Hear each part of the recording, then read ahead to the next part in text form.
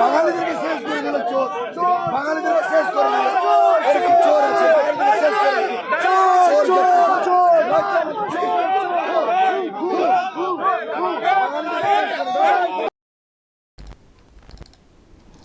দর্শক দেখছেন এই যে ব্যক্তি কালো জামা, উনি সারাক্ষণই প্রায় কেন্দ্রীয় বাহিনী বা যারা অন্য রাজ্যের যারা এখানে আসেন তাদেরকে আক্রমণ করেন, বহিরাগত নানান সব কথা বলে আক্রমণ করেন। কিন্তু উনি যখন আক্রান্তের জায়গাতে এসছেন তখন সেই বহিরাগত, যাদেরকে উনি বহিরাগত বলে সারাক্ষণ বলে থাকেন, কেন্দ্রীয় বাহিনীর যারা, তারাই কিন্তু ওনাকে রক্ষা করেছেন বা তাদের শেল্টারেই ওনাকে থাকতে হয়েছে। নিজেকে বাঁচানোর জন্য তাদের এই ঘেরাটোপের মধ্যে থাকতে হয়েছে। যাদেরকে বহিরাগত বলে দিনরাত আক্রমণ করে চলেন তারাই কিন্তু ওনাকে বাঁচিয়েছেন। যে বিক্ষোভ শুরু হয়েছিল চোর চোর চোর চোর বলে, চোরটা এখানে কি করছে, চোরটা এখানে কি করছে, দেখলেন জনতার ক্ষোভ আছড়ে পড়ছিল। তো সেই সময় দেখুন ভিজে বেড়ালের মতো কীভাবে সেন্ট্রাল বাহিনীর ভিতরে নিজেকে রেখে আবার গোপের আড়ালে একটা অসহায় হাসি বলবে, এটা এরকম। এই হচ্ছে বাস্তব। যারা সারাক্ষণ কেন্দ্রীয় বাহিনী বা অন্য রাজ্যের লোকেদেরকে দোষারোপ করে থাকেন, তারাই আবার তাদের আশ্রয় বাঁচার চেষ্টা করেন সর্বক্ষেত্রে। কেন্দ্র বাহিনী তো বললাম, দেখছেন এখানে কেন্দ্র বাহিনী খুব খারাপ, তাদের সম্পর্কে কত রকমের কথা, রেপিস্ট অমক তমক করে, তারপরে কিছু হোক না হোক এফআইআর করে দাও তাদের নামে। দেখেছেন উদয়নারায়ণপুরে একটি ভোটের একজন বয়স্ক ভোটার, তিনি নিজে লুটিয়ে পড়লেন, পরিষ্কার ভিডিও দেখা যাচ্ছে। সেখানেও কেন্দ্রীয় বাহিনীর জওয়ানদের নামে থানাতে এফআইআর করা হয়েছে। আর একটা ঘটনা আমি দেখছি, ভিডিওটা সামনে এসছে, আর এক কেন্দ্রীয় বাহিনীর একজনের বিরুদ্ধে দেখছি যে কি বলা হচ্ছে, একটা মেয়েকে নাকি টেনে নিয়ে চলে যাচ্ছিলেন, বাচ্চা মেয়েকে। এগুলো এই যে আসলে নেতৃত্ব সবসময় করে রেখেছেন না, কেন্দ্রীয় বাহিনীর বিরুদ্ধে বলতে হবে, ক্ষোভ উগড়াতে হবে, তাদেরকে হেনস্থা করতে হবে, তাদের নামে তোপ দাগতে হবে। এটার জেরে ওই জায়গায় যেখানে সুযোগ পাওয়া যাচ্ছে ওই রকম দেখে দেওয়ার চেষ্টা। কেন্দ্রীয় বাহিনী এসছে বলেই তাদের সুন্দর ভোটটা হলো শেষ পর্যন্ত। আসলে ভোটটা সুন্দর হয়েছে তো সমস্যাটা ওখানে হয়ে গেছে। তো সেই কেন্দ্রীয় বাহিনীর বিরুদ্ধে এই গর্গ বলে বাংলা পক্ষ কজন জানি না, ওনার পক্ষে কজন আছেন বাঙালি, কিন্তু উনি বাংলা পক্ষ বলে খুব করে থাকে নানান বিষয়ে। তো এখন বাঙালির কাছে উনি চোর হিসেবে উপনীত হয়ে গেছেন, চোর বলছেন। জানি না কেন বাঙালি এতটা ক্ষুব্ধ হয়ে পড়ছে। সবাই কিন্তু বাঙালি, দেখুন উনি বাংলা পক্ষের, আর যারা চোর বলছেন নিশ্চয়ই তারাও বাংলাতেই কথা বলছেন। শুনতে পেলেন তো, চোর তো বাংলাতেই এরকম করেই তো বলা হচ্ছে। সুতরাং তাহলে বাংলা পক্ষ উনি, আর এদিকে যারা চোর করছেন তাহলে কী পক্ষ তারা হলেন? তাহলে বাংলা পক্ষ বলতে অ্যাকচুয়ালি পক্ষে কজন আছে বা কজন আছেন, নাকি ওই বাংলা পক্ষ বলে বাংলাটা আমার, তার আমি যা খুশি করতে পারি আর আমারটাই সবাইকে মানতে হবে, এটা তো হতে পারে না। তো উনি যেটা করেছেন অ্যাকচুয়ালি সত্যি, আমি নানান সব ভিডিও দেখেছি মাঝে মধ্যে, ওই যেটা ওখানে বলা হচ্ছে না তৃণমূল কংগ্রেসের দালালি, এই টাইপেরই লেগেছে। বাংলা পক্ষের নামে বাংলা অস্মিতাকে জাস্ট বিক্রি করা তৃণমূলের স্বার্থে এটা করেছেন। আমি জানি না তার বিনিময়ে উনি কি পান, কিন্তু মাঝে মধ্যে দেখতাম একটা নাম্বারও সোশ্যাল মিডিয়াতে থাকতো আমাদের এই মুভমেন্টের জন্যে, এই কি চাঁদা দিন না টাকা দিন এরকম। সেই টাকা কত উঠেছে, ওই মুভমেন্ট নামে কী মুভমেন্ট জানি না, কিন্তু টাকা পয়সা কতটা উঠেছে সেটাও কিন্তু প্রশ্নের। যদি সুযোগ আসে কখনো এইসবের হিসেব নেওয়াটা প্রয়োজন রয়েছে, যে বাংলা বাঙালি, বাংলা পক্ষ, বাঙালি অস্মিতা এটাকে বিক্রি করে কত টাকার এদিক সেদিক করা হয়েছে, এগুলো প্রয়োজন রয়েছে জানার। আর এই বাংলা বাঙালি করে এখানকার তৃণমূল কংগ্রেস যেভাবে ক্ষমতায় টিকে থাকার চেষ্টা করছে বাংলার সর্বনাশ করে, তারও তো উৎখাত হবে যা দেখতে পাচ্ছি আমরা। সেই সঙ্গে অনেকেরই হিসেব আবারও বলছি নেওয়া কিন্তু প্রয়োজন রয়েছে। আর একটা কথা, এই যে প্রথমত আমি যেটা বলতে চাই, ভাষার নিরিখে দেশভাগ কেন হবে এখনও? ভাষার নিরিখে দেশভাগ, আমাদের দেশ তো ভাগ একবার হয়েছে, তো ধর্মের ভিত্তিতে ভাগ হয়েছে, সেখানে ভাষার কথাটা এসছিল, হয়েছে তো। তো এখন ভাষার নিরিখে আমাদের একটা দেশ যেখানে কত ভাষা, নানা ভাষা, নানা মত, নানা পরিধান আছে, তো একটা বৈচিত্র্য আছে আমাদের দেশে। কিন্তু ভাষার নিরিখে কেন এই বিভাজনের বাড়তে থাকবে? আমরা বাঙালি, ওরা অন্য, আমরা বাঙালি বলে এই করছে, আমরা বাঙালি অন্য কাউকে সহ্য করবে না কেন? ভাষার নিরিখে এই বিভাজনটা কেন, কিসের জন্যে?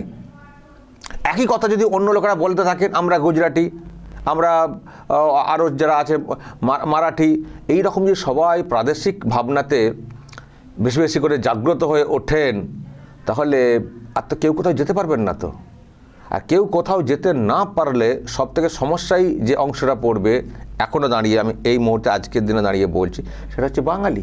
কারণ বাঙালিকে অন্য রাজ্যে অন্য জায়গায় যেতেই হবে, নাহলে সংসার চলবে না। পরিযায়ী হিসেবে নানান কাজে যেতেই হবে। তো যদি এই রকম বাংলা বাঙালি চিৎকার করি, তাহলে অন্য রাজ্যের যারা আছেন তারাও সেই কথাই বলবেন যে তোমরা সব বাংলা বাঙালি করবে তোমাদের ওখানে, আর এখানে এসে তোমরা থাকবে। তাহলে তারা সেটা নিয়ে প্রতিবাদ করতে পারেন। তো সেখান থেকে খেদাও অভিযান হতে পারে। তো সেখান থেকে খেদাও অভিযান হলে যাদের ইনকামে, ভিন রাজ্য থেকে ইনকামে সংসার চলে, তাদের পরিবারটা তাহলে কি অবস্থা হবে? কি অবস্থা হবে দর্শক? তো ফলে এইগুলো কেন করছেন? নিজের স্বার্থে করছেন। এইসব করে হয়তো শাসকের কাছে কিছু পাওয়া যায় কিনা আমি জানি না, নিজের স্বার্থে করছেন। কিন্তু নিজের স্বার্থে করে টোটাল বাঙালির সমাজকে একটা বিপদের মুখে ঠেলে দেওয়ার চেষ্টা হচ্ছে। এই যে বাংলায় কথা বললেই আক্রমণ বলে যেটা শুরু করেছিলেন ভোটের আগে, এটা তো খুবই একটা ভিত্তিহীন ব্যাপার। দেখেছেন আপনারা, নানান সব ভিডিও আমরা প্রমাণও করে দিয়েছি। তো এতে কি হয়েছে বলুন তো? আমার সঙ্গে যাদের সব যোগাযোগ আছে, পরিযায়ী যারা ওখানে ভিন রাজ্যে আছেন, তাদের বক্তব্য একটাই, যে আমরা কিন্তু এখানে ঠিকই ছিলাম। কিছু অন্যান্য ঘটনা ঘটেছে, সেটাকে বাংলা বাঙালি করে এই তৃণমূল কংগ্রেস এমন করেছে, এখন আমাদেরকে লোকেরা বলে ধর তোমরা বাংলার যাত্রা খারাপ, তোমরা ভুলভাল কথা বলো, কেন এসছো? বলছি ওই তৃণমূল কংগ্রেস বারবার এইসব লোকেরা বারবার এইসব নিয়ে বলার কারণে বাঙালিদের বিরুদ্ধে একটা ক্ষোভ আসতে বাধ্য হয়েছে। ক্ষোভটা আসতে বাধ্য হয়েছে এখানকার শাসকের এই মানসিকতার জন্য। আচ্ছা বলুন তো, ওনারা তো বলছিলেন এত বাঙালি অত্যাচার, এত লোককে করেছি, হ্যাঁ সব চলে আসুন, 32 লক্ষ লোক পরিযায়ীকে মাসে 5,000 টাকা করে দিয়েছি। তাহলে ভোটের সময় এত লাখে বলবো কি করে এলেন? তারা কোথায় ছিলেন সব বাঙালি? সব নাকি চলে এসছেন, অত্যাচারে বাঙালিরা থাকতে পারছেন না। আমরা দেখলাম সেই বিজেপি শাসিত রাজ্য গুজরাট, মধ্যপ্রদেশ, ইউপি, দিল্লি, মহারাষ্ট্র, সব জায়গা থেকে বাঙালিরা ভোট দিতে এসছেন। তাহলে এইসব বাঙালিরা থাকলেন কি করে এতদিন? আপনারা তো 4 মাস 5 মাস 6 মাস আগে থেকে বা 1 বছর আগে থেকে তো এসব শুরু করেছিলেন। তাহলে তারপরে এত বাঙালি যারা বাংলায় কথা বলেন, তাহলে থাকলেন কি করে? যদি বাংলাতে কথা বললেই মারধর দেওয়া হওয়ার ব্যাপারটা যদি থাকতো, তাহলে এত লোককে আমরা ভোটের সময় একসঙ্গে কাতারে আসতে দেখতে পেলাম কি করে? সবটাই হচ্ছে ক্ষমতায় থাকার জন্য এই বাঙালি অস্মিতাকে বিক্রি করা। ওনারাই বাঙালি, আর কেউ বাঙালি না। তৃণমূল কংগ্রেস করলেই বাঙালি, আর কেউ বাঙালি না। তবে বাঙালি জবাবটা দিয়েছে 4 তারিখে, একদিন পর মাঝেদার একটা দিন, তারপর আমরা বুঝতে পারবো। আশা করি যদি ঠিকঠাক কাউন্টিংটা হয়, কাউন্টিংয়ে জোর অবশ্যই দিতে হবে। আমি বলেছি যারা বিজেপির লোকেরা আছেন, যেহেতু বিজেপি যেহেতু প্রধান বিরোধী, তাদের জন্যই বলছি, অন্য দলের উদ্দেশ্যেও বলবো, এই এজেন্ট যাদেরকে বসাবেন একটু দেখবেন, একটু ঠিকঠাক করে এজেন্ট বসাবেন, তারা যেন কোথাও বিক্রি না হয়ে যান। এদের টাকা আছে কেনার জন্যে, আর কোথাও ভয় দেখিয়ে সিটিয়ে দেওয়া হতে পারে। ফলে ভয়ে না পিছিয়ে পড়েন বা টাকার কাছে বিক্রি না হয়ে যান, এটা কিন্তু দেখতে হবে। চোখ কিন্তু খোলা রাখতে হবে। দুটো উপায় আছে, ইভিএমের রিডিং দেখে কাউন্টিং, আর একটা যে ভিভিপ্যাট যেটা প্রিন্ট আকারে পড়েছে সেটাও কাউন্টিং করা হতে পারে যদি সন্দেহ তৈরি হয়। ফলে ডেটা এদিক ওদিক যদি করে দেওয়া হয়, বিজেপির বেশি ডেটা তৃণমূলকে দিয়ে দেওয়া, তৃণমূলের কমটা বিজেপির খাতে তুলে দেওয়া, যদি এরকম হয়, যদি সন্দেহ হয়, নিশ্চয়ই ক্যান্ডিডেট যিনি থাকবেন তিনি ভিভিপ্যাট কাউন্টিংয়ের অ্যাপিল করবেন। 1 সপ্তাহের মধ্যে এই কাজগুলো করা যাবে। ফলে মানুষ যে রায়টা দিয়েছেন, কাউন্টিংটা ঠিকঠাক করাতে হবে। কিছু প্রশ্ন আমাদের মনের মধ্যে আছে, ওই ডায়মন্ড হারবার ফলতাতে যেসব শুনলাম যে ওই করে রাখা, ব্লক করে রাখা বোতামকে এখন ওখানে নজরে এসছে, কিন্তু আমি জানি না এই দিকেও নজর এড়িয়ে এরকম ফলস ভোট পড়েছে কি না, দেওয়ার চেষ্টা হয়েছে কিনা, এটা মাথায় আমার ভাবাচ্ছে। তবে মানুষের যা রায়, মানুষ যেভাবে কথা বলছেন আফটার ভোটিং, তাদের বক্তব্য অনুযায়ী হাওয়া কিন্তু পরিবর্তনের, সেটা কিন্তু আমিও বলছি, আমিও কোথাও দেখছি এত কিছুর পরেও বলছি। কিন্তু কাউন্টিংটা খুব ভাইটাল। ক্ষমতায় এসে গেছি, ক্ষমতায় আসার সম্ভাবনা আমি তো বলছি প্রবল, কিন্তু ক্ষমতায় এসে গেছি এটা ধরে নেওয়াটাও বিজেপির পক্ষে ঠিক হবে না। তাদেরকে শক্ত হাতে ঠিকঠাক লোকজনকে দিয়ে ব্যবস্থা কিন্তু করতে হবে। কাউন্টিংয়ে কোনো কম্প্রোমাইজ কিন্তু করা চলবে না। আমি শুনছি বিজেপির লোকেরাও সব মিটিং করছেন। গতবারের যেসব এরকম অভিযোগ এসেছিল যে অনেকে পারচেস্ট হয়ে গেছিলেন, মানে কে বিক্রি হয়ে গেছিলেন, তো সেটা এবার যাতে না হয় সব রকম চেষ্টা হচ্ছে। দেখা যাক, একদিন পরে আমরা সেটা বুঝতে পারবো। যদি সত্যিই পরিবর্তন হয় রাজ্যে, এই বাংলায় নতুন করে আবার গড়তে শুরু হবে, নতুন সূর্যোদয় হবে, সেই অপেক্ষায় আমরা রয়েছি। দর্শক বলবেন, তারপর এদের কি হবে সেটাও বলবেন আপনারা। যা বলার দর্শক বলবেন। এনার এই যে সেই সেন্ট্রাল বাহিনীর কে নিয়ে বাঁচতে হলো, যাদের বিরুদ্ধে এত কথা, কি বলবেন অবশ্যই বলবেন যা বলার, এবং নজর রাখবেন আরামবাগ টিভিতে।